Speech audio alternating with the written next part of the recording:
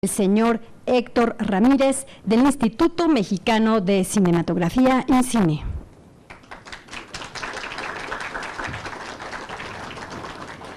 También nos acompaña el doctor Sergio Barrales Domínguez, rector de la Universidad de Chapingo. Bienvenido. Y también está con nosotros el doctor Francisco Escobar Vega, director de vinculación del Colegio de Posgraduados. Y viene en representación del doctor Moncada de la Fuente. A todas y todos ustedes, muchas gracias por su presencia. Y bien, antes de comenzar la proyección de este cortometraje, me permito presentar a ustedes la semblanza cinematográfica del senador Eduardo Carrasco Zanini Castillo. El senador Carrasco realizó el cortometraje Nutrición en el año de 1975, sin imaginar que recibiría importantes premios internacionales del ámbito cinematográfico y nutricional. En Cracovia, Polonia, el mismo documental recibió el premio Osiris de Oro. Dicho premio es otorgado en reconocimiento a la excelencia de profesionales en cine y televisión. En Italia recibió el premio Sergio León. Este premio es otorgado a producciones que aportan algo positivo a la nutrición. En México, el corto también fue galardonado con el Ariel, el cual es otorgado anualmente por la Academia Mexicana de Artes y Ciencias Cinematográficas, reconocimiento a los profesionales de la industria cinematográfica mexicana, incluyendo directores, intérpretes, técnicos y productores. Y bien, para dar la bienvenida a este evento, le damos la palabra al senador Eduardo Carrasco. Lo recibimos con un cálido aplauso.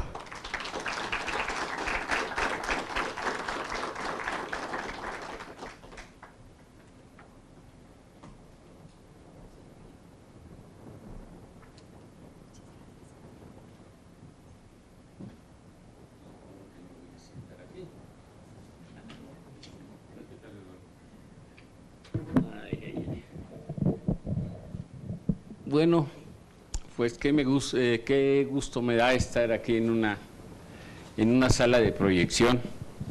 Hace tiempo que ya no tenía este placer andando como ahora en las cuestiones políticas, ¿no? Pero fíjense que este corto pues lo hice en 1975 con varios compañeros en el Centro de Cortometraje Churubusco, que en ese tiempo dirigía el gran cineasta español Carlos Velo. Entonces, un día, don Carlos me dice, ¿por qué no me ayudas? Vamos a hacer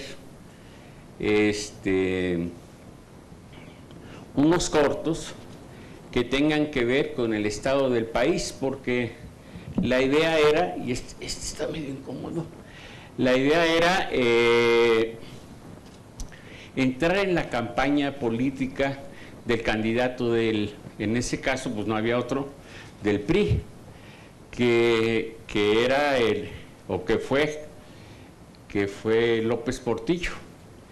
Y el corto lo pedía pues el presidente Luis Echeverría, que un poco la idea era mostrar cómo México estaba en los principales problemas que en ese momento pues aquejaban al país, ¿no? Destacaba, como destaca ahora, digo yo, el problema de la alimentación o del hambre, que para no ponerle un título tan, vamos a decir, negativo, le pusimos un título positivo, que era nutrición, que fácilmente se pudo haber llamado desnutrición. Pero bueno, en 1975 han pasado pues más de 40 años, ¿no? Algo así, 25 y 18, 43 años, ¿no? Y siendo parte de la Comisión de Desarrollo Rural, de repente, pues sí te preguntas qué ha cambiado, ¿no? ¿Qué ha cambiado de cómo estaban las cosas en México en 1975 a cómo están ahorita en el año 2018? Pues sí ha cambiado, que somos inmensamente más grandes como país, como ciudadanos, pero el problema del hambre y de lo que esto implica, o sea, desde el punto de vista nutricional, pues es peor, porque es más gente la que tiene este problema, ¿no? Y bueno, fíjense ustedes que después de haber ganado pues varios premios, 2 de ellos internacionales, y de haber estado en prensa y de haber estado en... Lo increíble es que el corto no se presentó en México, o sea, en México nadie lo vio, nada más sirvió para ir a festivales y en su caso ganar alguno, pero el cortometraje no se vio en las salas mexicanas ni en las universidades mexicanas, o sea, se metió a la congeladora. Entonces, podemos ver todavía, o sea, también con ese corto, pues las características de la libertad de expresión, que aunque lo que hay que subrayar es que lo había pagado el Estado, ¿no? Y lo pagó muy bien, porque lo hicimos en 35 milímetros, lo hicimos por todo el país, sin ningún tipo de limitación, pero no se exhibió. De ahí, pues también parte de la conciencia de los que hacemos comunicación, o sea, no es lo mismo hacerlo que exhibirlo, y en su caso es más importante exhibirlo que hacerlo, porque pues si no lo exhibes, como si no lo hubieras hecho, ¿no? No sé, a mí me encantaría que se viera, y regresando a una costumbre que teníamos nosotros en los 70s, que era discutir con la audiencia las características del trabajo para hacer una especie de cine debate. A mí me encantaría que reprodujéramos esa experiencia, y si les interesa, que yo creo que el tema da, si les interesa recobrar esto del debate en tanto a la obra cinematográfica. Pues les agradezco de nuevo que hayan venido, y espero que el corto les mueva alguna fibra para tener ganas de discutirlo y de saber más de cómo se hizo, ¿no? Gracias.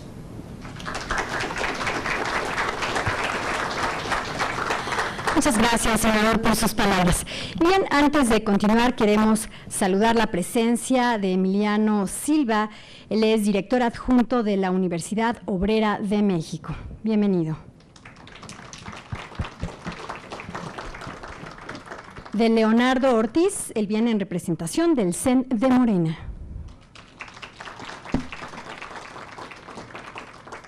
También nos acompaña Héctor Cervera, del Canal del Congreso. Y también saludamos con gusto a los representantes de las organizaciones campesinas que esta tarde se han dado cita con nosotros. A todas y todos ustedes, muchas gracias por su presencia. Y bien, vamos a dar paso a la proyección del cortometraje. Corre video.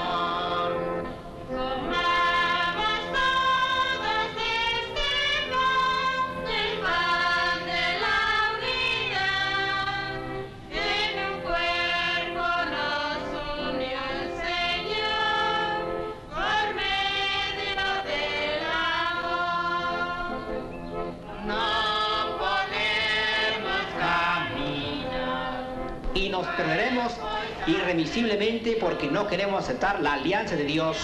Porque a la fuerza Dios no quiere salvar a nadie.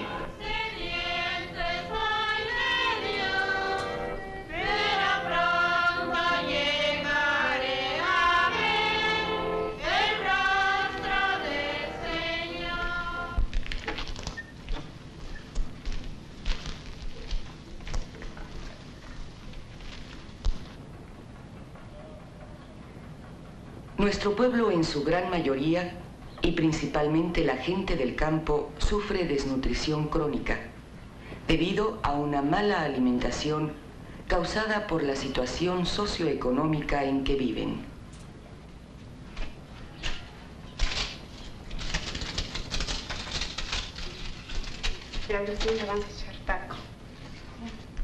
La dieta indígena se caracteriza por un consumo básico de maíz, chile, frijol y a veces nopales y quelites.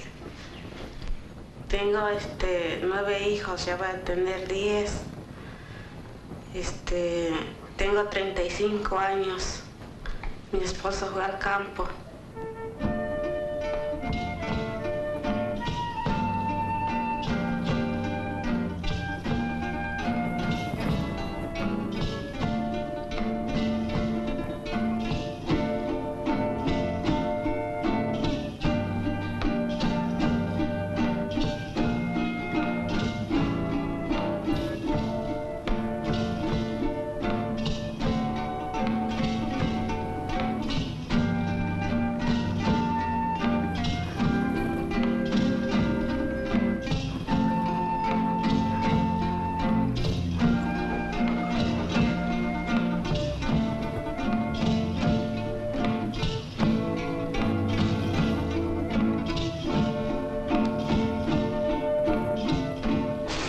Nos alimentamos tortilla y con agua nada más, y salsita y tortilla con sal. Cuando no hay, pues no hay, señor, sí, a la pobreza de nosotros. En los sombreros estamos haciendo por unos sombreros de palmitas, sin esa manera el oficio que tenemos. Se venden barato, pues aquí no hay centavos, no hay nada para que se consiga para comprar cosas de alimentos, señor. Es lo único lo que nos mantenemos, tortilla y agua. Aquí no hay pan, aquí no hay leche, aquí no hay café, no hay carne, no hay nada, porque el pueblo es pobreza, señor. Sí, es lo que sufre uno por los niños, que no alcanza para sostenerlos. Pues como es uno pobre, ¿verdad? Pues ahí los va uno medio remediando para sostenerlos. Sí.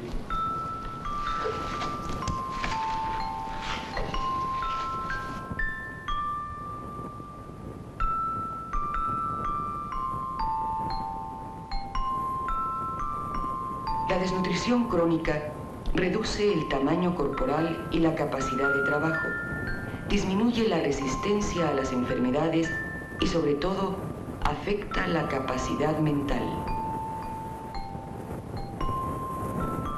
Ahora fíjate bien, mamá, lo que te voy a preguntar. Guillermo escribe con la mano izquierda porque hace 2 años le cortaron las 2 manos. A ver, Memo, dime, ¿qué es lo que está mal ahí? No sé. Ahora fíjate bien. Guillermo escribe con la mano izquierda porque hace 2 años le cortaron las 2 manos. Dime qué es lo que está mal ahí. Que ya no puede escribir porque ya le cortaron las 2 manos.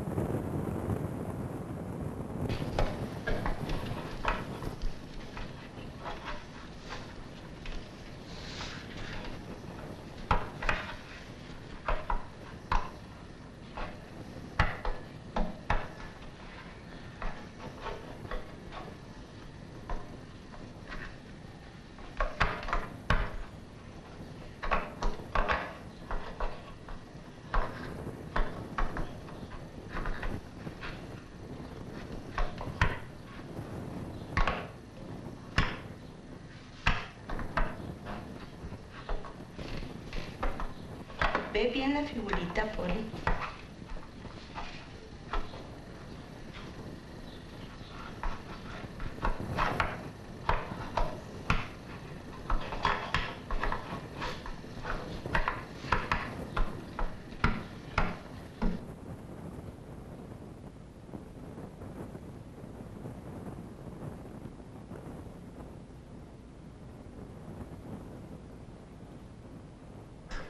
Y nosotros la aspiración que tenemos es de que algún perito mandara a ver nuestros cerros, si se puede hacer algo en mármol, en otras cosas, o cal o yeso, pero el gobierno realmente pues no se preocupa por nosotros, porque el que está caído, cae, el de arriba, arriba.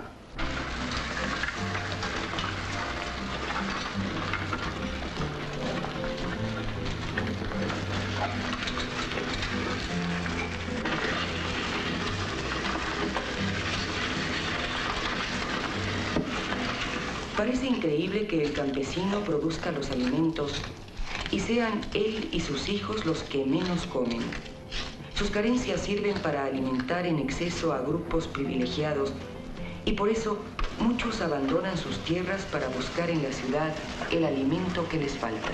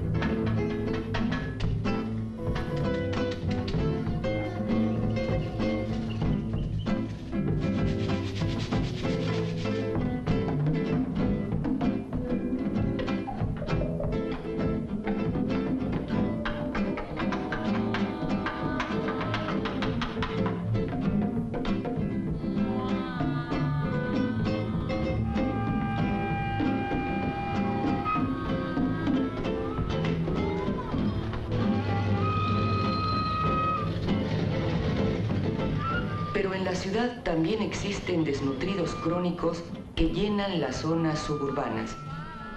El sueldo es bajo, la familia grande. Y aunque comen mejor que en el campo, sus alimentos de origen proteico son escasos y no alcanzan a cubrir sus requerimientos nutricionales. Yo nací en Ampoyaca, Guerrero, de un lado de Acapulco, de la Costa Chica. Me vine allá porque ya pagan 100 pesos al mes. Y me vine allá para ganar un quinto más.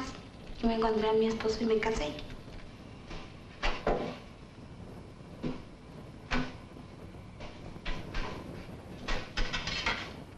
Me gusta tortilla, me gusta sopa, me gusta frijoles, me gusta chile, me gusta carne, me gustan naranjas, me gusta plátano. Mi esposo es obrero, limpiador de calzado. Tengo 2 niños en la escuela y él me arrima todo. Leche, pan, todo. Me da 50 pesos de gasto diarios. Y de ahí compro mis frijoles, la sopa, mis tortillas.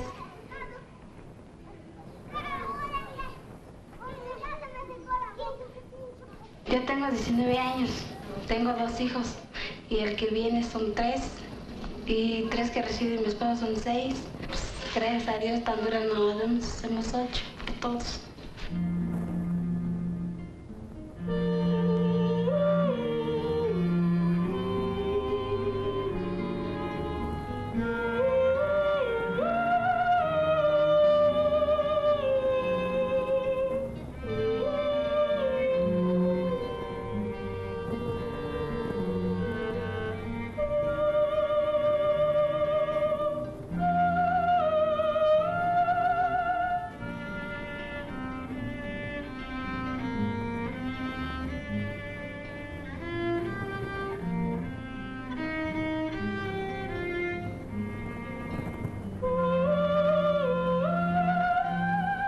Aquí, la desnutrición humana alcanza los más altos grados y nadie escapa a su tortura. Todo está quieto, callado y exhausto. Es el eco de la destrucción, el silencio y la muerte.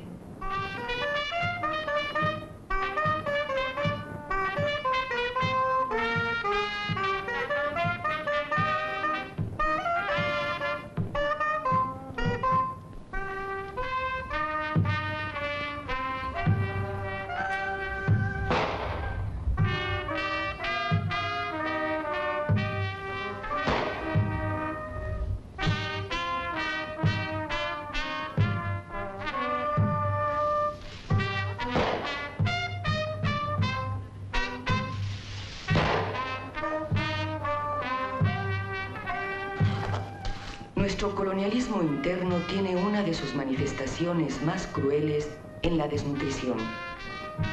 Miles de niños mueren cada año porque ni sus madres ni ellos contaron con alimentos suficientes. ¿Será esta la misma vida que encontrarán los niños que aún no nacen?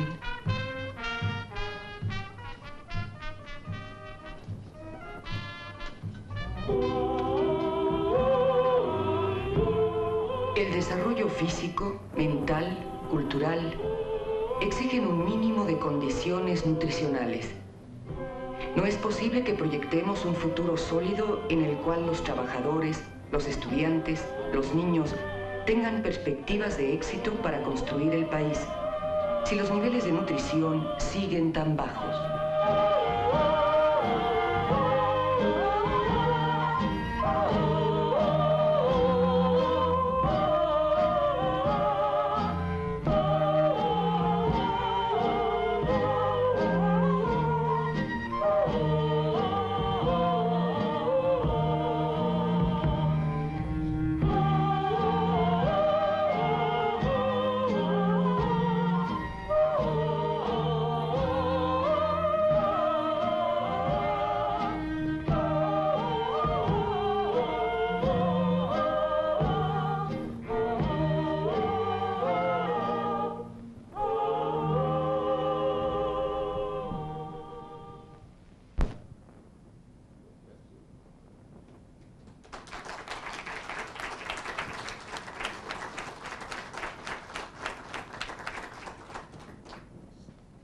Si nos pueden regalar un poco de luz, por favor. Bien, muchas gracias por la proyección de este video. Bien, a 43 años de la realización de esta producción cinematográfica, podemos ver tristemente cómo muchos datos y situaciones aún siguen vigentes. Y bien, seguimos nuestro programa y damos inicio al debate en torno a esta proyección. Le damos la palabra al senador y cineasta para moderar este bloque. Adelante, senador. Un poco también para provocarlo, ¿no?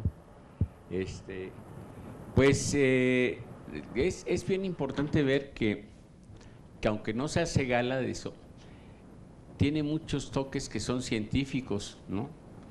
El muchachito que no puede poner la figura en su lugar y el muchachito que sí lo puede hacer son parte de un experimento que hizo el Instituto Nacional de Nutrición y que el doctor Subirán, que entrevisté y me dio muchos pues, conceptos y líneas de trabajo, ¿no? Me permitió grabar por primera vez. O sea que es un testimonio profundamente científico el que estamos viendo, aunque no hacemos, bueno, en el documental gala de lo que implica como experimento, ¿no?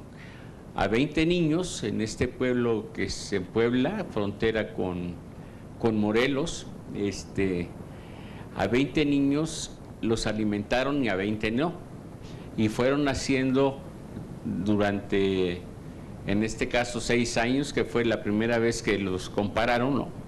Fueron haciendo pues mediciones diversas para ir viendo cómo se desarrollaban y cuál era la diferencia en su desarrollo. Obviamente esto queda como un dato científico que en 1975 era totalmente novedoso, ¿no? Y probable, o sea, y probado más bien. Entonces, ahora pues es una realidad, pero que parece que no tomamos en cuenta, que no nos conmueve, ¿no? Difícilmente uno puede imaginarse cuál es la obligación de un gobierno si no es el de que por lo menos su gente coma, ¿no?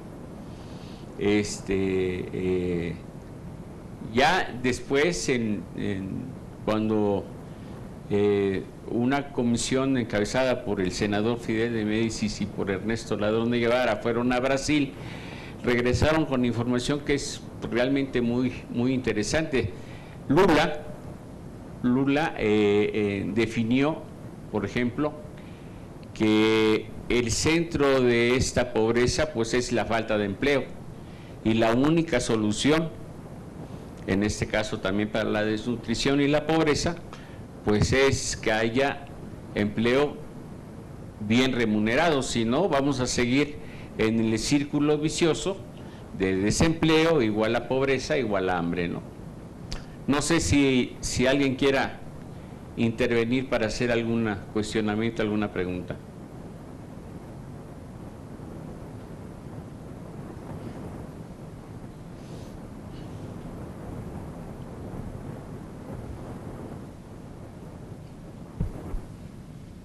Sí, buenas tardes. En esos tiempos, ¿qué tiempo se llevaba a editar o qué tiempo se llevaron en hacer el video y poder presentarlo?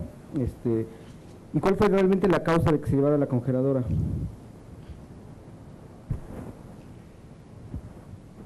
Bueno, primero no es video. Ya en lo súper concreto, pues es un cortometraje en 35 milímetros, ¿no? O sea, es totalmente cine, ¿no? Entonces, por ejemplo, los efectos que ven ustedes, nosotros decimos congelado y virado al rojo, y además con sus superimposiciones, pues era complicadísimo, ¿eh? Eran los hermanos Castillo, creo que eran los que lo hicieron, ¿no?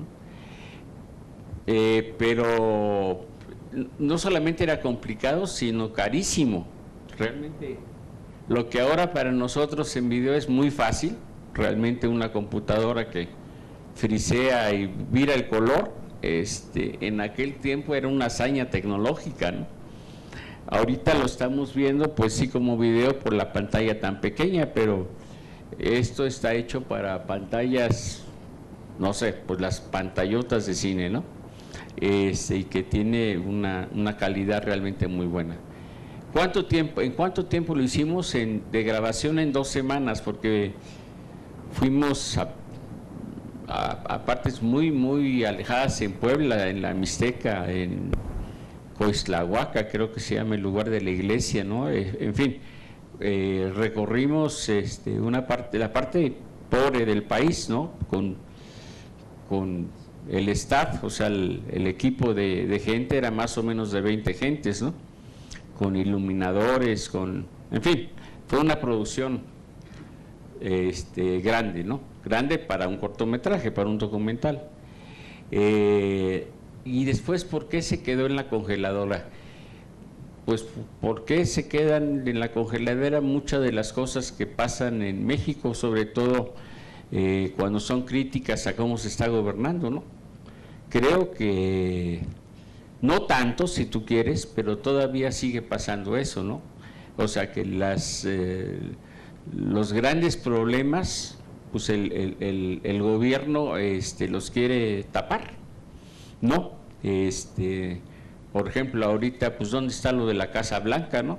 Digo, para hablar de algún tipo de corrupción, o de la casa que el otro señor tuvo en Malinalco, y ya no le sigas, porque, por ejemplo, el gobernador de Veracruz, pues ahí está todo campante, desde la cárcel ya aparece su despacho, ¿no?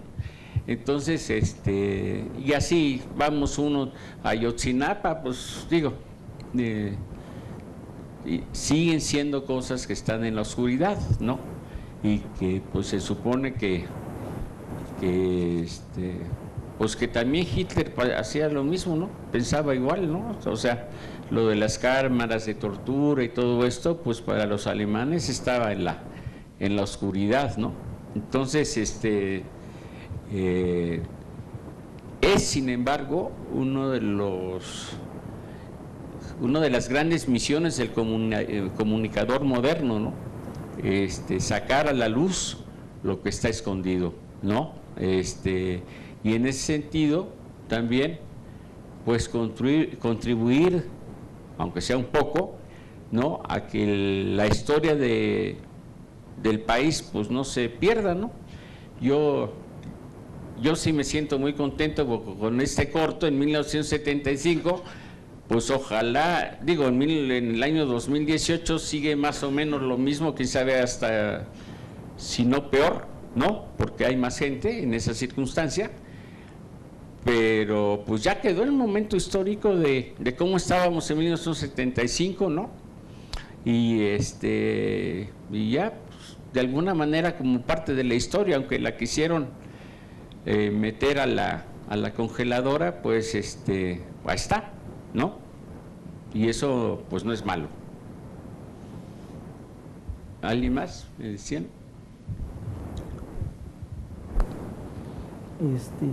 Yo veo, bueno, tengo 3 puntos. El primero es de que es muy acertada esa parte, pero no solamente yo creo que sería generar empleos de mayor remunerados, sino trabajar un poco en la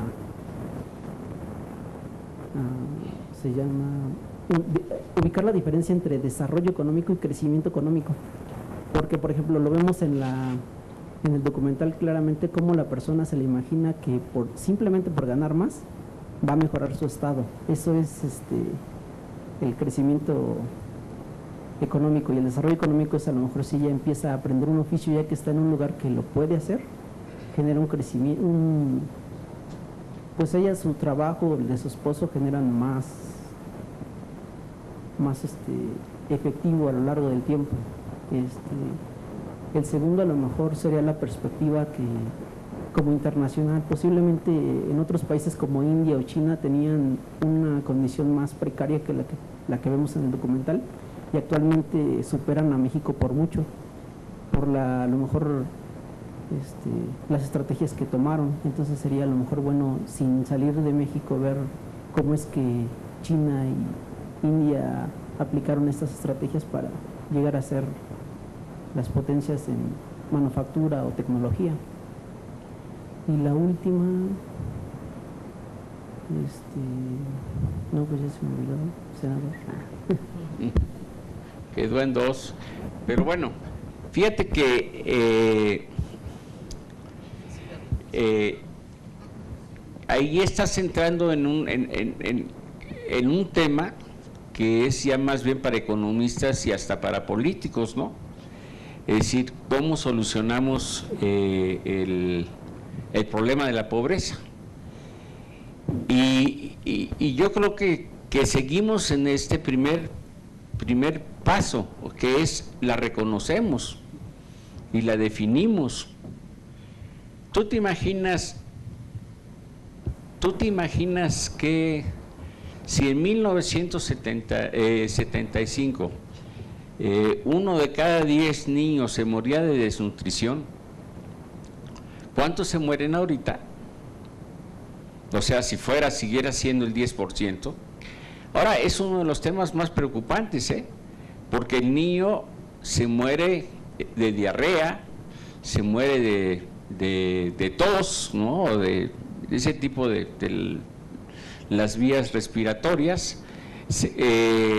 No se muere exactamente de hambre. El hambre es así como una especie de sida que te deja sin defensas, ¿sí? Entonces, es además un enorme problema de las instituciones de salud, ¿no? El hambre debe ser considerado un problema de salud, de política pública de salud. No sé, o sea, decir, la verdadera solución, según te digo que ha recorrido por todos lados, es el empleo, porque ahí es donde la gente genera su propia fuerza, pues no depende, ¿no? Imagínate que ahorita Y voy a decir una cosa que puede sonar a barbaridad, pero ahora parecería que el Estado, sobre todo el PRI y el PAN, ¿no? Están interesados en que tengamos pobres, porque si no, ¿quién les va a recibir la despensa, no? Entonces, te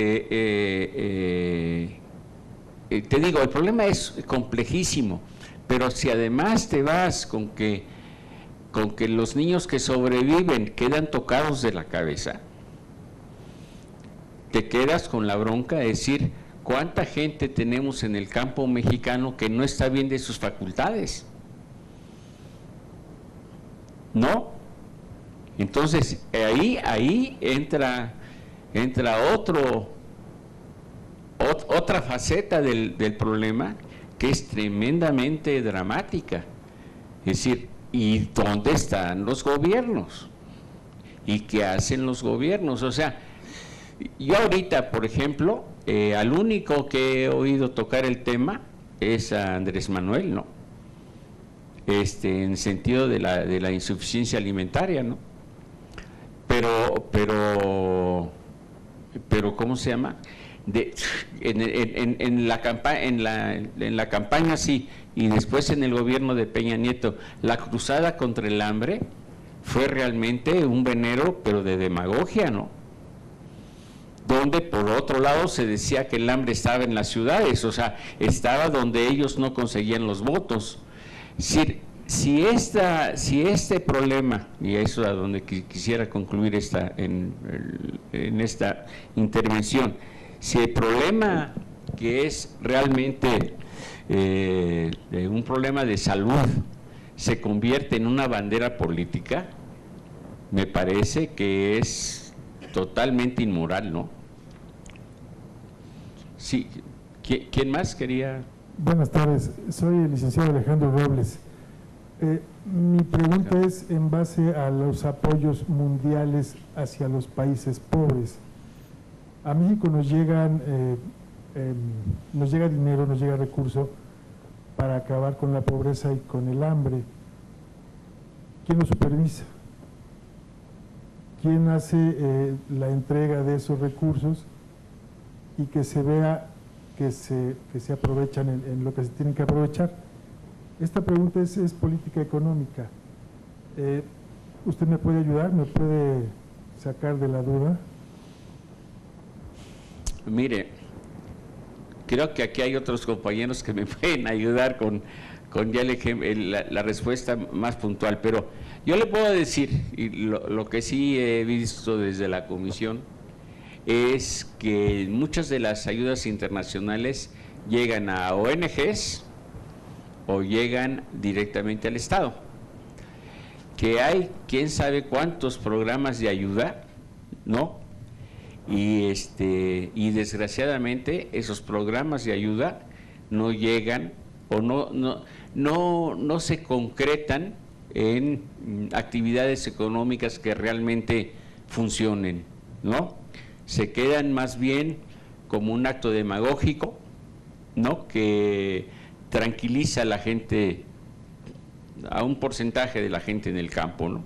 O sea, los FAPAS, los PROMUSAC que van a mujeres, en fin, hay los PIMAF, o sea, son ayudas del Estado, pero que no contribuyen realmente a la productividad, por cómo están planteados, es mi punto de vista. Y con las ONGs es más complejo el asunto, porque muchas ONGs, pues como que andan en carrozas, iba a decir yo, bueno, muy caras, BMWs, quién sabe qué, y no todas, no puedo decir porque hay ONGs que sí funcionan muy bien, ¿no? Pero muchísimas, pues no las vemos, y andan en problemas que no tienen que ver con la alimentación ni con la producción de empleo, ¿no? Que ese sería pues, por donde andaría. ¿Por qué no creamos empleo? Ese es ¿por qué producimos maíz en Sinaloa y no producimos el maíz cerca de donde se consume, ¿no? Por ejemplo, y todos los subsidios o los subsidios importantes están allá y no están en todo el país, y todo el país come, si todo el país come maíz, ¿no? Come tortillas. En fin, aquí hay expertos en tanto a la producción mucho mejores que yo, pero lo que sí puedo decir es que lo que se está haciendo es total y terriblemente insuficiente, ¿no? Eduardo, buenas tardes. Sí, a tus órdenes. Me da mucho gusto saludarte y, bueno, volverme a encontrar contigo después de muchísimos años. De tantos años, sí. Sí, yo tuve la fortuna también de participar en la producción y dirección de muchos de los documentales y cortometrajes que se hicieron en la época del Centro de Producción de Cortometraje de Cinedifusión CEP, que estábamos más o menos en la misma época. Y bueno, quisiera comentar que la enorme y tremenda vigencia que tiene este documental, como muchos otros de los que se hicieron en esa época, efectivamente merecería una difusión importante, porque muchos de los grandes cineastas, y tú lo sabes, de este país estuvieron trabajando en esa época en estas producciones del Centro de Producción de Cortometraje y de Cinedifusión CEP. Afortunadamente, el IMCINE actualmente, y pues tengo también la fortuna de encargarme de los acervos y de los circuitos culturales del instituto, tiene estos materiales, y eso creo que es importante decirlo, porque de alguna manera el que tengamos ese acervo permite que a través de las nuevas tecnologías podamos difundirlos, podamos hacer que esto que tú hiciste y muchos otros documentales y cortometrajes que se hicieron puedan conocerse. Creo que sería una magnífica oportunidad el que, como en este caso, hayamos podido ver esta película, pudiéramos hacer lo mismo con una gran cantidad de extraordinarios testimonios y documentos fílmicos que se hicieron en esa época. Y por otro lado, bueno, alguien preguntó que por qué no se había difundido. Ninguno de esos materiales se difundió. Ninguno. Es decir, tenemos, ahí en el acervo del instituto tenemos toda la colección del Centro de Producción de Cortometraje, que hay cosas extraordinarias en cine. Así como es en este caso esta película tan vigente, porque evidentemente la actualidad es tremenda también, ¿no? Es estremecedora, pensando en que esta película, si dijéramos que se filmó la semana pasada, estamos en lo correcto.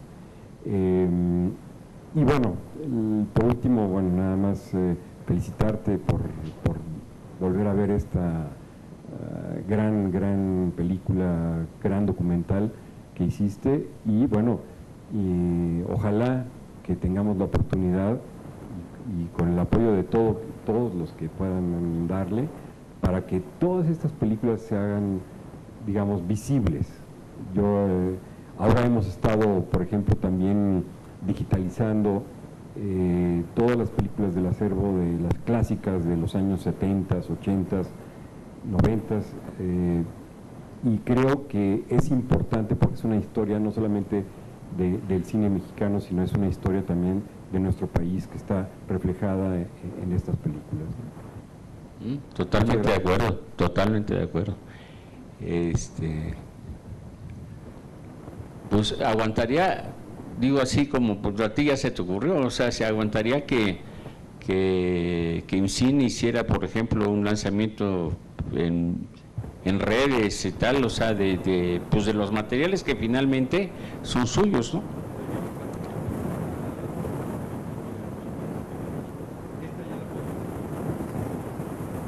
Pues, estaría bien como un ciclo de cortometrajes, porque yo me acuerdo que había muchos. Había, por ejemplo, mujeres, las broncas de las mujeres, había educación, había, en fin, temas desarrollados, uno por Paul, por Arturo Van, en fin, Rifsen, en fin, había, creo que en el Ariel competí con nutrición, con una de Arturo y otra de Paul, o sea, por eso ese Ariel me queda, me gusta tanto. Sí. Muchas gracias. Soy Dinora López de FIAN México, que he trabajado desde hace casi 30 años por el derecho a la alimentación. Y me sé muy bien parte de la historia, de su historia. Y me da mucho gusto podérsela decir, porque lo que más podría hablar del impacto que tuvo ver ese video en la gente organizada. De cómo el doctor Adolfo Chávez, con el doctor Abelardo, pedacitos del video, porque no existían videos, pedacitos del video, los utilizaban en procesos que discutíamos la problemática alimentaria, generaron una conciencia en la gente de organizaciones populares que se formaron en la periferia de la ciudad, muchas de ellas, que ahora pues son organizaciones muy sólidas o ya colonias, pero en aquel entonces eran asentamientos irregulares, generaron la conciencia de la necesidad de trabajar para que no hubiera mexicanos de primera y de segunda. Las políticas que ahorita permiten que haya comedores vienen de esas mamás que aprendieron con ese documental, con el trabajo de ustedes, con el trabajo del Instituto Nacional de Nutrición, con el trabajo de Úrsula Oswald del CRIM, discutiendo sobre todo el efecto que había de la desnutrición en la población. Impactaron fuertemente en la gente, de tal manera que se decidió apoyar una propuesta del doctor Adolfo Chávez, cuando recibió la Belisario Domínguez, la medalla Belisario Domínguez, que dijo que había que legislar el derecho a la alimentación.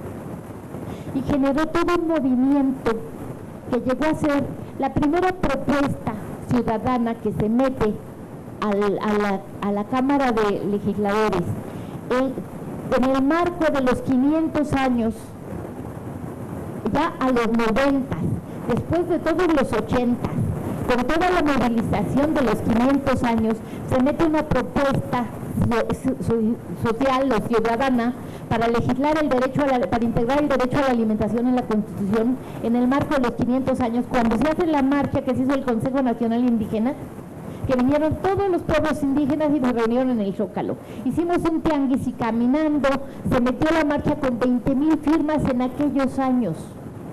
Y es parte de la conciencia que generó el documental.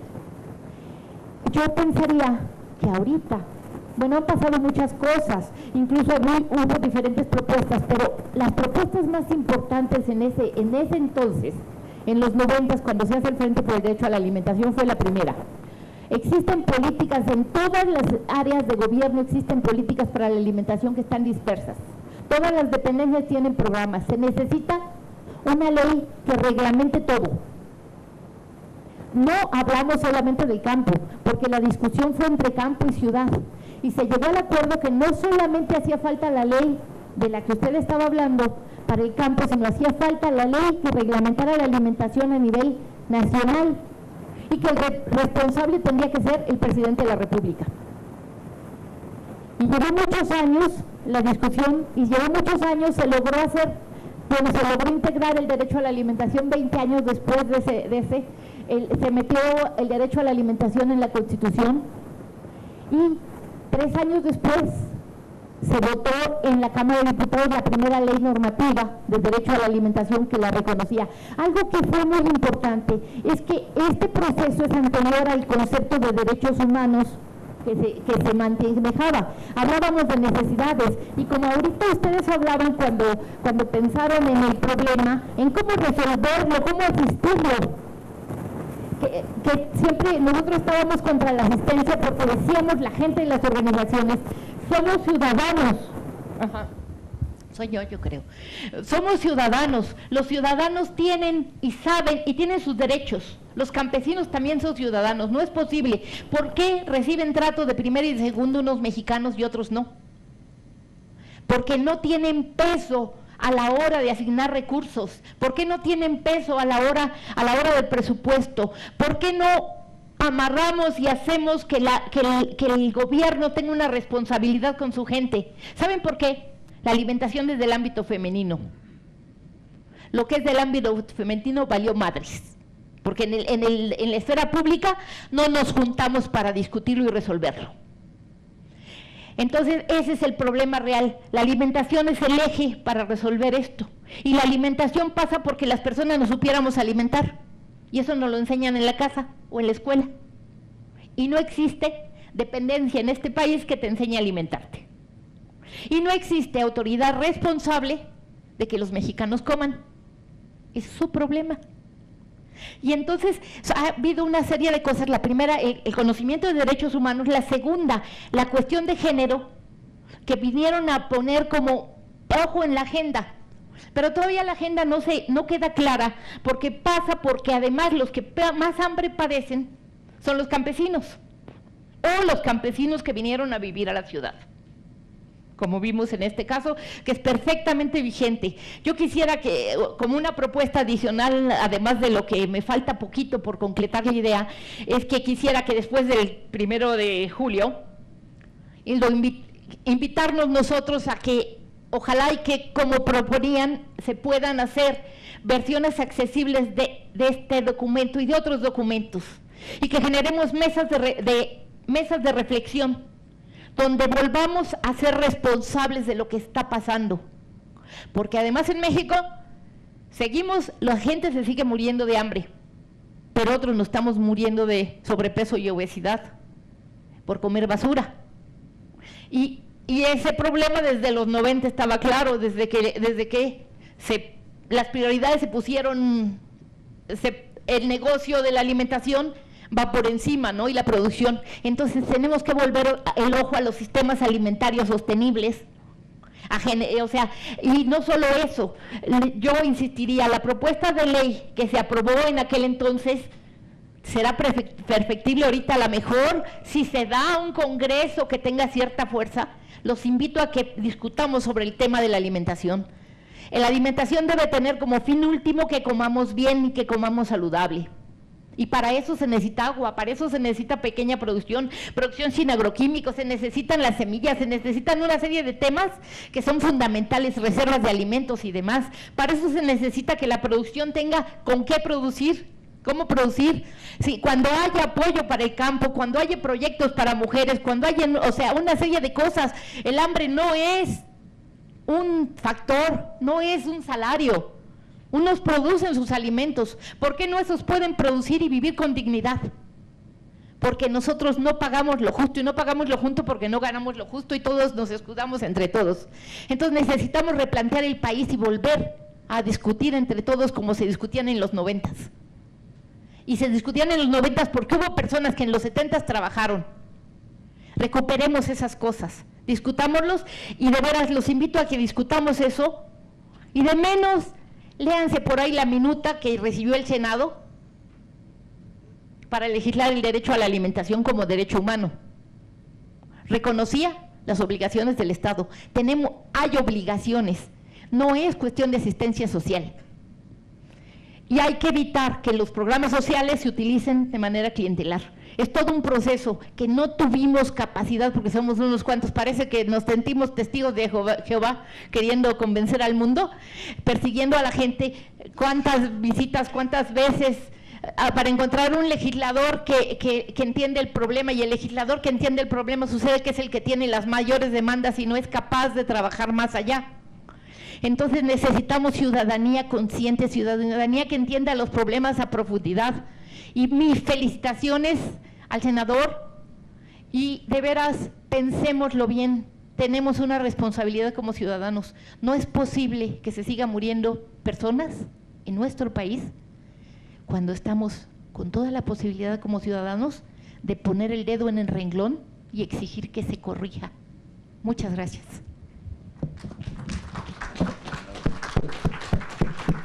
Pues hay muchísimos puntos de coincidencia. Déjame decir que el pretexto para hacer el evento de hoy, para transmitirla o para exhibir la película, fue que sacamos una ley del derecho a la alimentación.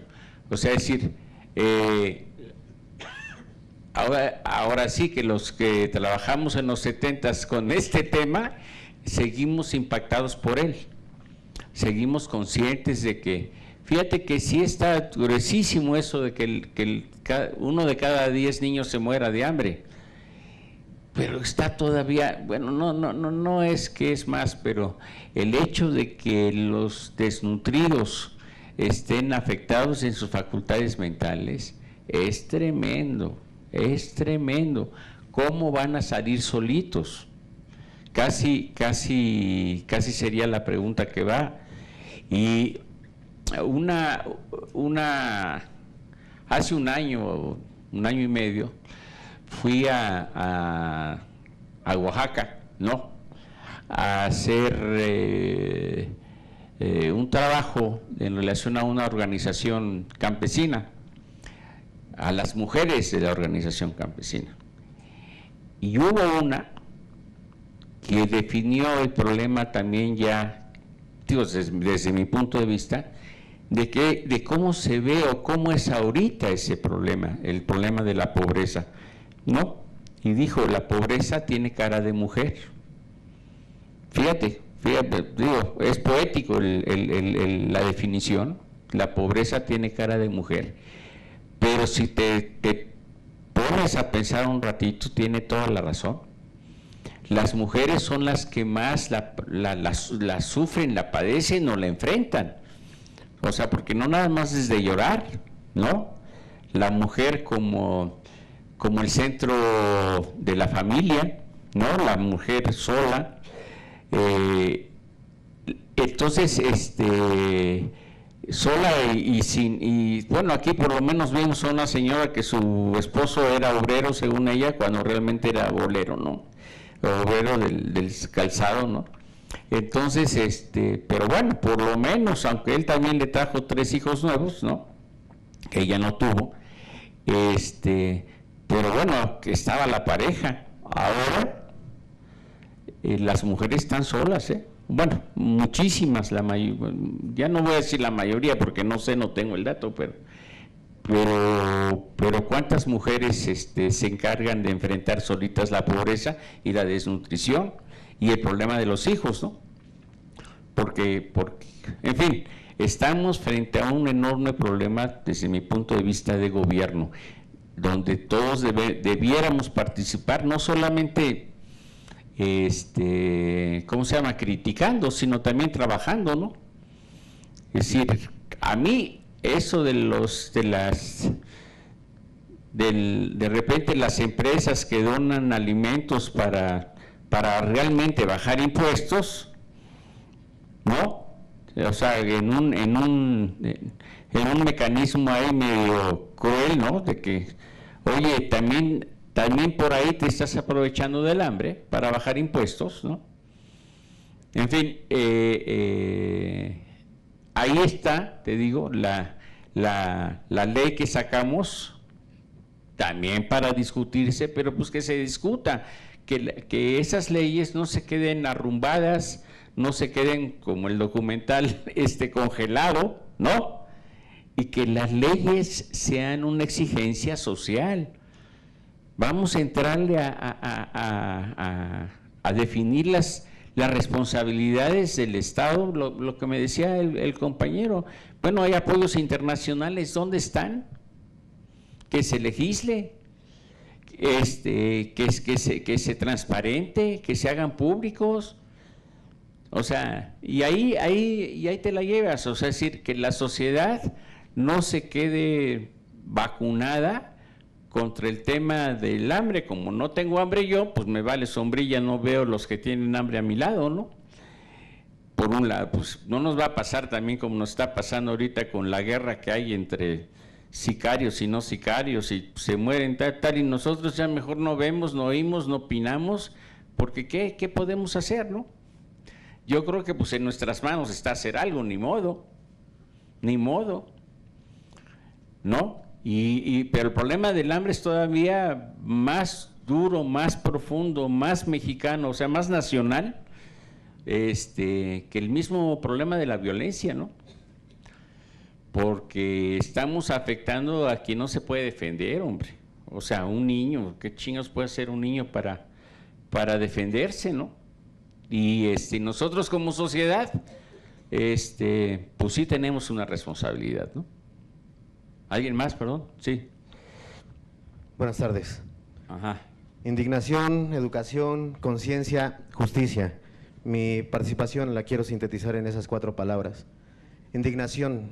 Nosotros venimos representando también algunos centros educativos y creemos que a veces lo que nos hace falta en las clases es dar clases de indignación, que la gente aprenda a indignarse por las condiciones de vida que enfrenta el país.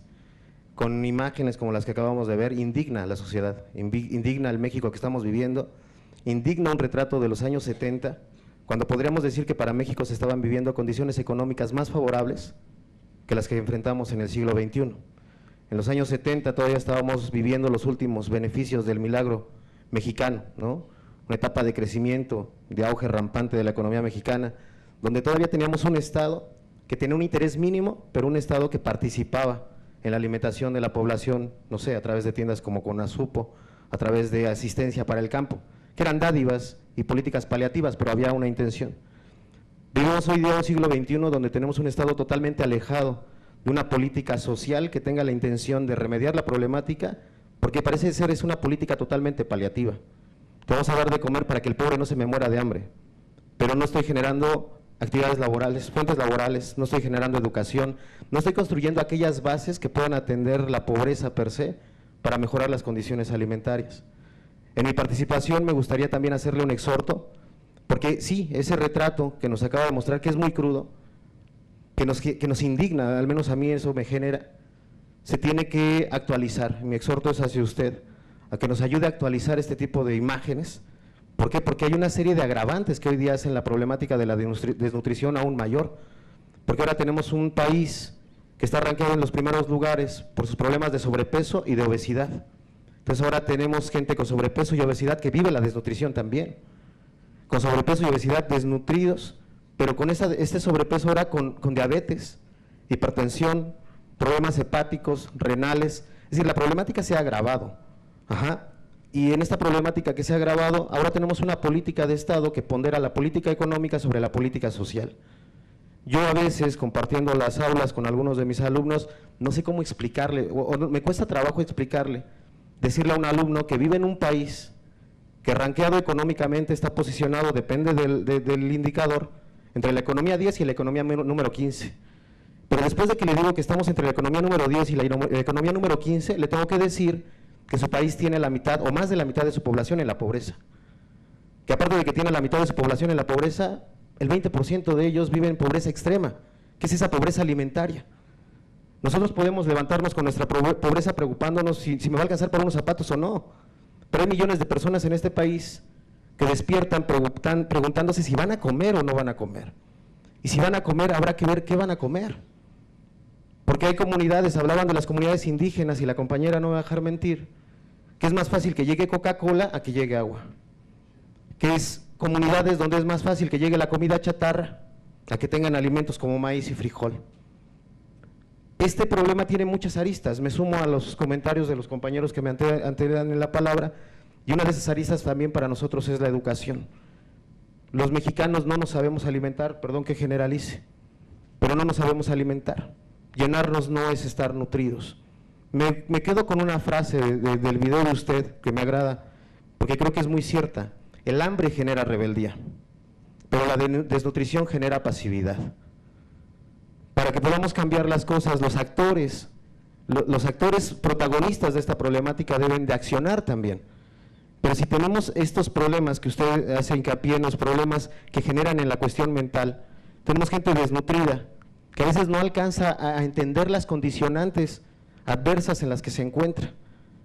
Si no se les organiza, si no se moviliza, difícilmente se vuelven un factor de presión para llegar a estas tribunas del Senado, tomar un senador que tome sus problemáticas y las lleve a un debate, y las lleve a una iniciativa, y las lleve al debate de esta ley que recientemente se ha aprobado. Entonces mi intervención yo la quiero sintetizar haciéndole un exhorto, si está en medida de la posibilidad, actualizar este tipo de información que nos hace falta, y hacerle una invitación. Venimos varios compañeros de la Universidad Obrera de México, una institución de más de 80 años de historia, que desde que se ha fundado ha velado por el desarrollo de su pueblo con lo mínimo de recursos que él puede tener. Nos preocupamos porque mejore sus condiciones de vida. Hemos hablado aquí del empleo. Buscamos que el trabajador mejore sus condiciones académicas para que acceda a un mejor empleo. Pero también nos interesa la nutrición del pueblo. Esta Universidad Obrera de México, me atrevo a decir que es de las pocas instituciones en la Ciudad de México y por ende en el país que se preocupa por la nutrición de su pueblo. Una de las actividades más importantes de nosotros es dar talleres de nutrición. No nos importa la vida o la formación académica que tenga el estudiante. Ven, estudia con nosotros. Otras limitantes que tienen otros centros educativos es que primero te piden una preparatoria concluida para aprender nutrición. No es necesario. Aquí, con el simple hecho de tener la necesidad, puedes estudiar nutrición. Tenemos medicina alternativa, comida alternativa, porque el ciudadano tiene que tener conciencia de cómo alimentarse. Entonces, me gustaría cerrar con una invitación a que este video lo pudiéramos proyectar en la Universidad Obrera de México para todos nuestros alumnos, porque creemos que es parte de eso que necesitamos, una construcción de conciencia, porque la conciencia nos lleva al accionar. Un pueblo consciente no es al pueblo al que tú tienes que ir invitar, al que tienes que exhortar. Un pueblo consciente por sí mismo grita justicia. Y creo que necesitamos y merecemos justicia alimentaria en este país. Muchas gracias.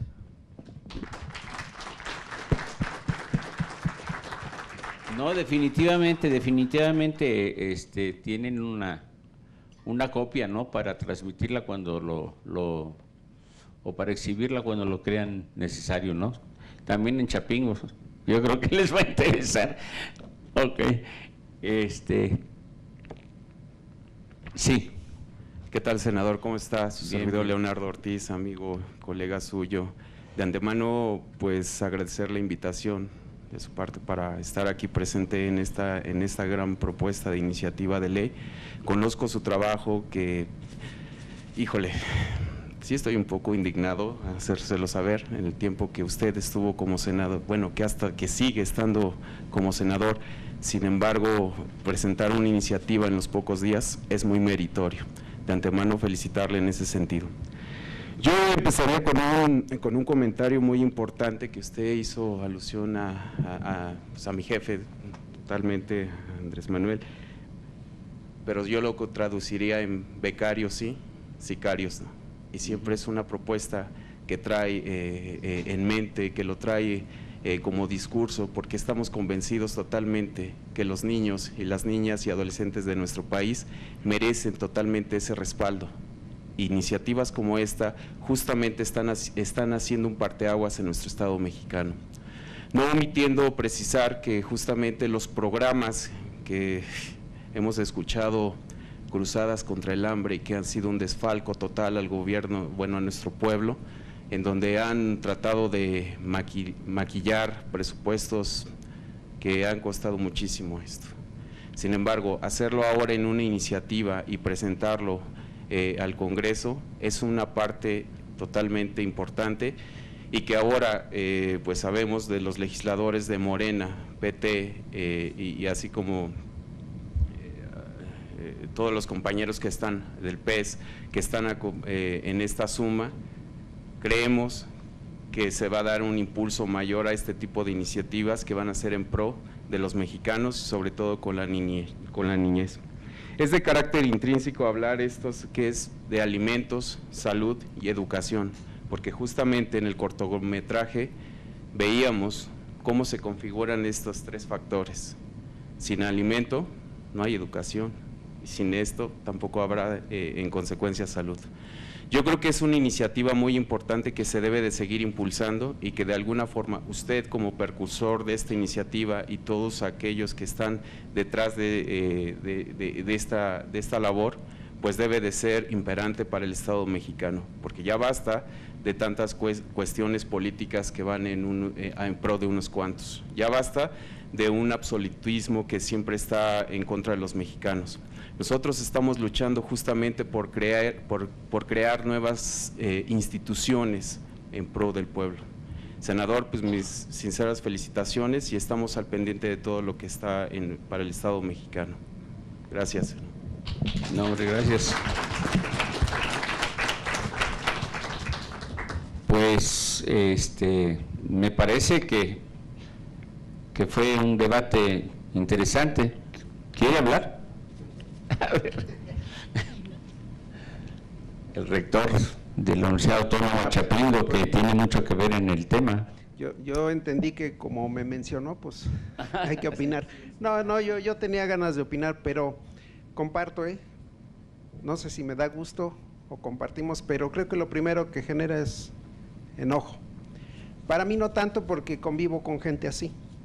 Yo les debo decir que modifiqué mis ganas de comer desde que conviví con niños de esa magnitud. Desde ese tiempo ya no come uno muy a gusto, recordando que alguien no tiene. Miren, yo la verdad es que no veo cómo resolver el asunto. El problema sí es muy grave, pero yo he llegado a la conclusión que también en esto juega mucho la ideología de nosotros. Hay gente que es insensible a esto, se los digo sinceramente. Yo vengo de una institución que se jacta de ser una institución media revolucionaria, pero también les debo decir que adentro hay gente que podríamos decir muy egoísta, a tal grado de que ahorita un programa que echamos a andar en esa universidad de respaldo a los más pobres, hay gente en el Consejo Universitario que acaba de jalar el dinero, se lo van a distribuir para trabajarlo con despachos privados, ajenos a la institución, y la lucha es con gente así. Entonces este programa era muy bueno, estábamos yendo directamente con los más amolados, a resolverles problemas de ellos que suponíamos por la naturaleza de la universidad que nos íbamos a entender en términos de alimentación. No hay pueblos muy amolados que dicen mi bronca no es comida, y lo tuve que entender.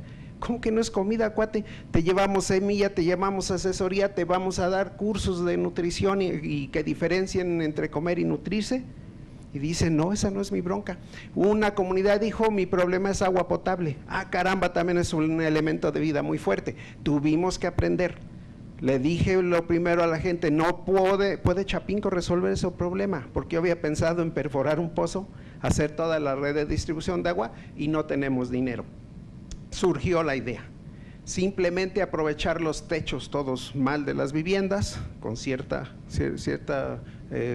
pues mantenimiento, llevar el agua de la lluvia a una cisterna, después ahí subir el agua con una bombita mecánica.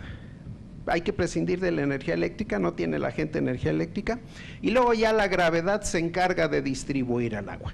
Pero bueno, querían tomar agua y logramos conseguir un filtro que no nos costaba ni 1,000 pesos, con 5 certificaciones internacionales, y de esa manera purificaban el agua y les resolvimos el lío. Vean, nosotros llegábamos a decirte, te vamos a dar formas de comer, dijeron, ese no es mi problema. Ahora ya piden que ahora sí, enséñame a cultivar. O sea, tenemos que entender eso. También dijimos, los jóvenes están perdiendo el piso. Chapingo, insistimos, jóvenes, regresen al campo. Todos se quieren venir a la ciudad y no hemos tenido mucho éxito.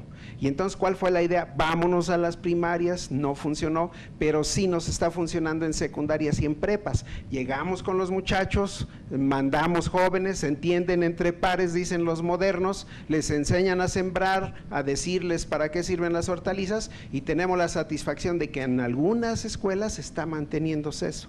En Morelos, Chapingo surge de la Revolución Mexicana, en serio, y dijimos, bueno, ¿qué ha hecho Chapingo por Chinameca? Nada.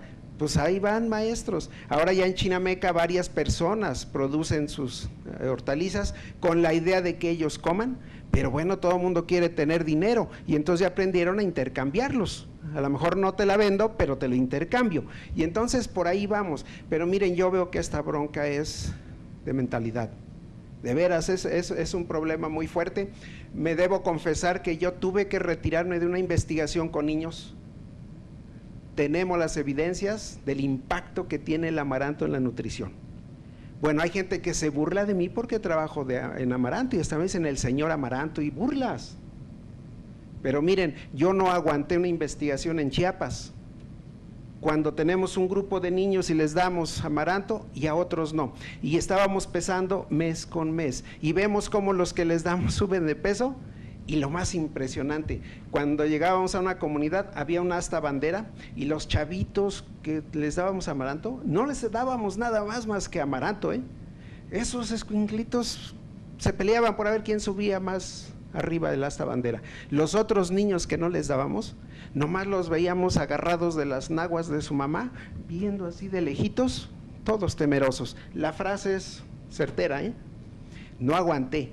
Yo empecé a discutir con los cuates, ¿cuándo le vamos a empezar a dar ya No, espérate, el tratamiento tiene más tiempo para tener más evidencias. No, ya démosle de comer a No aguanté, mejor me retiré. Seguimos apoyando con amaranto, pero también les debo decir, no hay forma de sostener eso toda la vida. De veras no hay forma. Yo sigo mandando material, pero no hay forma. ¿Qué se nos ocurrió? Enseñémosles a sembrar. Y también sepan ustedes que hay gente que no quiere sembrar. O sea, entiéndanlo. O sea, de veras duele, porque dice uno, pues si la solución está en que nos pongamos a chambear, vamos a generar las condiciones para que yo pueda trabajar, yo produzca mi alimento y yo mismo salgo adelante. Pues no, hay gente que no. Y en pleno siglo XX pasa. Hace 20 días, creo que ya son 20 días, me hablan de Guayacocotla, Veracruz, que quieren que vaya yo a enseñarles a sembrar amaranto. Voy. ¿Saben qué? Llegué y nomás generé una discusión en la comunidad, que unos querían que sembraran y otros que no. Y entonces dije, pues ahí nos vemos. Hay todavía quien no quiere, muy arrogante, dice, de aquí a 15 días le voy a organizar una asamblea del pueblo y quiero que venga y explique y a ver si quiere la gente. Y dije, oigan señores, pues yo no vine a pedirles permiso, yo simplemente vengo porque alguien me llamó. Nadie supo quién me llamó, bueno, ahí les dejé la semilla, dije, háganse bolas. Cuando voy saliendo me sale una viejita. Oiga, si yo fui quien le hablé, caramba, pues yo no recibí su llamada, tuve que recoger la semilla, señora, la semilla es suya. Por fortuna había un agrónomo que dice que me odia como autoridad, pero que le impactó, que siendo rector estoy ahí, y entonces dice, bueno, pues como estudiante le tiré, pero vamos a ver si podemos trabajar. Y entonces ya le expliqué, espero que lo hayan sembrado, me comprometí a estar vigilando si es que salen los cultivos y listo. Pero vean que también la gente no crean que es tan fácil. ¿Qué me dijo? Y con eso termino, no les quito más tiempo. ¿Qué me dijo uno de ellos? Si usted quiere que coman nuestros niños, porque lo enfoqué a los niños, ojo, a los niños, tráigales chetos. Y entonces le dije, mejor ni platicamos, somos de mundos completamente diferentes. Después me voy enterando que es parte del conflicto interno, los que están con el candidato que parece ser que va a ganar y los que dicen que no va a ganar. Y entonces dice uno, si la gente no entiende que habría que eliminar esos ruidos de quién me cae bien o quién no me cae bien, sino va bien, más bien cómo sacamos adelante a nuestros chavitos, mientras no rompamos eso, yo la veo muy difícil, y les repito, de veras, en Chapingo creo que sí somos peleoneros.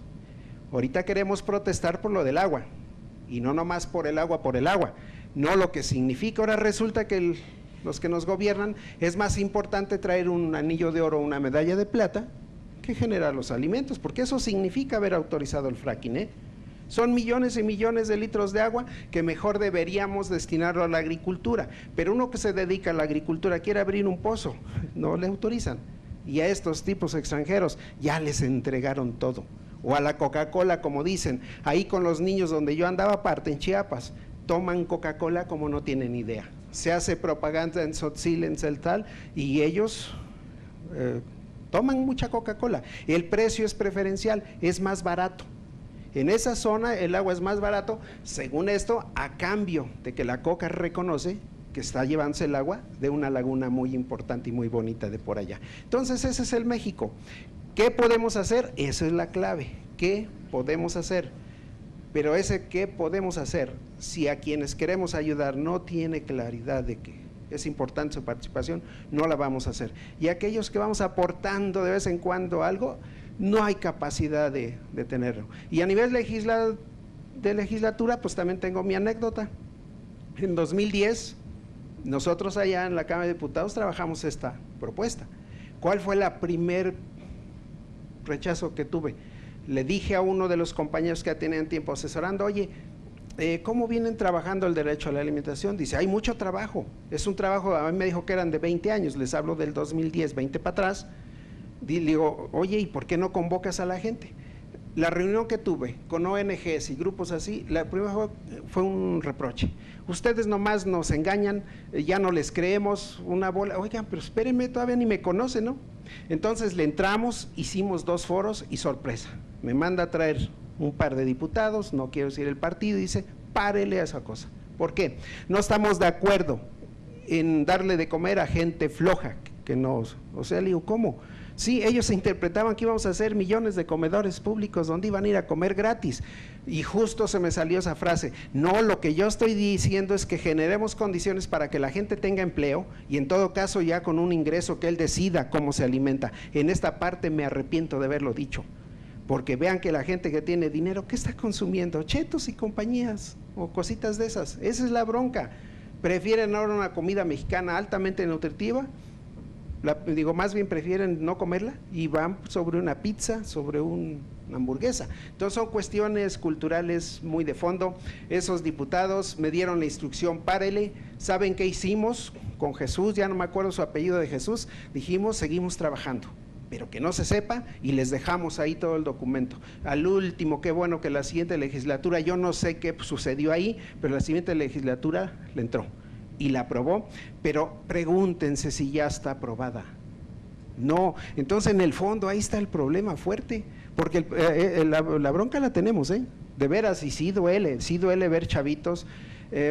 Ahí a veces piensa uno en ese expresidente Fox que decía, más vale no leer para no sufrir, porque ahora que sabemos cómo le impacta a un niño la falta de alimentos de pequeño, y que eso le va a repercutir al final de su vida, el ver cómo los niños se atascan de puros chetos y todos esos conservadores químicos y saborizantes artificiales altamente cancerígenos, y ahí no están dando el mensaje, y sin embargo las mamás siguen dándoselos, ¿sí? La coca, en fin, no, esto no es tan sencillo. Yo como agrónomo me siento frustrado. Como fitomejorador tengo variedades, no es fácil lograrlas, ya las tengo, se las entrego. Nos fue rete bien en el 2015, vean un atlas agroalimentario de Zagarpa, el 2016, aparece mi pueblo como el de mayor producción nacional de amaranto, un cultivo que casi nadie, por fortuna tuve la suerte de mecanizarlo, le quité el trabajo físico muy fuerte a la gente y se impulsó. Vino un triste francés que nos compró, la gente se da cuenta que se vende, y nos fuimos a 3.500 hectáreas, nunca lo había visto, nos fue re bien. Pero ¿saben cuál es mi frustración? Ver cómo mis compañeros sacaron mucho dinero y nomás iban a gastárselo en el Oxxo, en Nescafés que son de mala calidad, lo que venden ahí, en puras Coca-Colas, en puras papitas, y entonces dije, no, sáquense a la goma. No entendieron el asunto de fondo, te lo traje para que alimentes a tus hijos. Y no, entonces ahí, mientras los medios de comunicación estén en manos privadas con otro tipo de rollos, no vamos a lograr generar la conciencia entre la sociedad. Pero eso no significa, ni me vayan a interpretar, que no hay que hacer nada, no. Nosotros seguimos haciendo las cosas, estamos ayudando a sembrar a la gente, sí nos vamos por el lado de la alimentación, y estamos siendo pretendemos ser muy certeros en que se diferencie muy bien el crecimiento y el desarrollo, y también que se diferencie muy bien lo que es alimentarse o nutrirse. Digo, más bien comer o nutrirse. ¿Por qué? Porque el niño que come chetos se le está comiendo, qué bueno, pero se está nutriendo, ahí está la duda. Entonces, pues muchas gracias. Chapingo creo que anda metido, no todos, les insisto, hay gente que también piensa que esto es una especie como de selección natural y que solamente sálvese el que pueda, pero no, yo creo que no, yo creo que esto tenemos que ir hacia una cuestión de conciencia, y entonces si ya aparentemente logramos concientizar a la mayoría y alguien decide tomar el rumbo de no alimentarse, bueno, digo, de no nutrirse, pues ese es su rollo, su gusto, ¿no? Pero ahorita tenemos esa deuda. Ojalá algún día hablemos de diferentes cifras, pero el problema está muy grave allá afuera.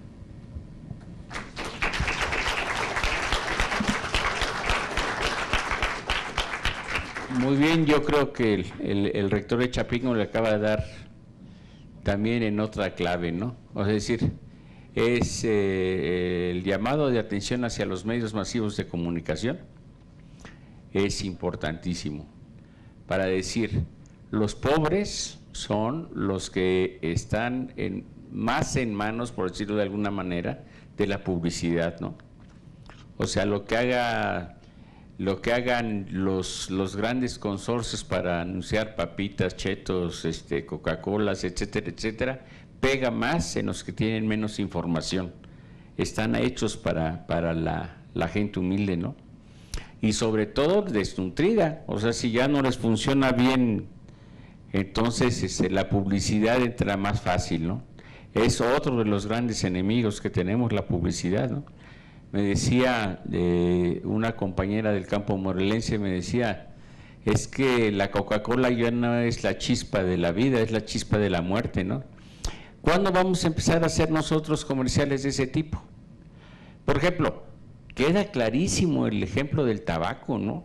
¿Cómo logró el Estado mexicano y en general la mayoría de los gobiernos del mundo sacar un vicio adictivo tan pesado como el tabaco, ¿no? Quitarle la publicidad al Marlboro de los coches Fórmula 1, quitarle, de todos lados se prohibió que se anunciara el tabaco, ¿no?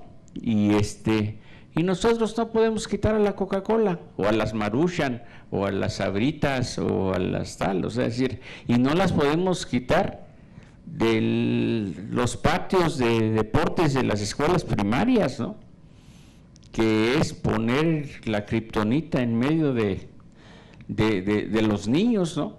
Entonces, por eso decía, señor rector, yo creo que la sociedad tiene que participar. Hay una canción que a mí me gusta mucho que se llama La respuesta está en el viento, de Bob Dylan, ¿no? Y una de sus frases dice que hay que perder la costumbre que tenemos de al ver problemas voltear la cara, ¿no? O sea, no verlos. ¿Qué es lo que nos está pasando? O sea, realmente estamos viviendo en una sociedad donde preferimos no ver los problemas a entrarle a resolverlos, ¿no? Y de repente la protesta, y voy a decir otra cosa medio difícil, se está volviendo un negocio, ¿no? Antorcha campesina, ¿no? Pues creo que te cobran no sé cuánto por hacerte un bailable con las señoras desnudas, ¿no? Aquí en Reforma, si quieres protestar, ¿no? Y así, o sea, manifestaciones, tal, que ya son una forma de vida para ciertas, pero que no tocan los problemas realmente centrales de lo que estamos viviendo, ¿no? Como país, ¿no? Digo, lo de Trump y lo de cómo es posible que estén separando a los niños de los padres, ¿no?